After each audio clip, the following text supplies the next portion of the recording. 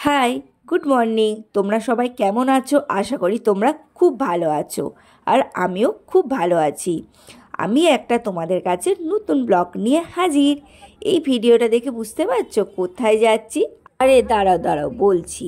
এই ভিডিওটা হচ্ছে মা সারদা মণির যেদিন জন্মদিন ছিল সেদিনকার ভিডিও।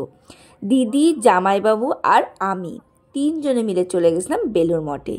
এখানে প্রথমে রামকৃষ্ণ মন্দিরে দর্শন করে চলে এলাম বাইরে। সেখানে দেখলাম সারদামণির বাণী বা নানা ধরনের প্রোগ্রাম চলছে। তারপরে খাবারস্থানে চলে এলাম। ও বাবা, এসে দেখছি বিরাট বড় জায়গা। আসলে এখানে একটা প্রজেক্টের কাজও চলছে। ভিডিও দেখে আশা করি বুঝতে পারছো। এখানে একসাথে হাজার হাজার মানুষ বসে খেতে পারে সেই ব্যবস্থাই করছেন ওনারা। এখানে ঠাকুরের প্রসাদ নিয়ে বসে পড়লাম। রাধে রাধে বলে প্রসাদ গ্রহণ করলাম। তারপরে খাওয়া দাওয়া কমপ্লিট করার পর বেরিয়ে পড়লাম। এখানে মায়ের জীবন কাহিনী ছোট ছোট পোস্ট করে করা আছে।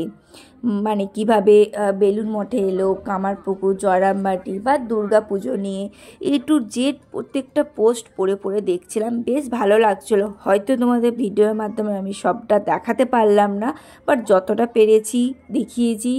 আমিও অনেকক্ষণ ধরে দাঁড়িয়ে দাঁড়িয়ে সব কিছু পোস্টগুলো পড়ছিলাম। তারপর চলে এলাম গঙ্গার পাড়ে। আসলে আমরা ওয়েট করছিলাম মায়ের দর্শন করবো বলে।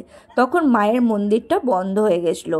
3:30 খুলবে, তাই অনেকটা হাতে সময় আছে, তাই পুরো জায়গাটা ঘুরে ঘুরে দেখছিলাম। তারপর মায়ের মন্দিরের সামনে বসে পড়লাম। কখন 3:30 বাজবে আর মাকে দর্শন করব।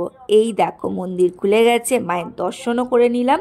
তারপর দিদি আর জামাইবাবুকে টাটা করে বাড়ি যাওয়ার পথে রওনা দিলাম। ব্লগটা এইটুকু ছিল। টাটা।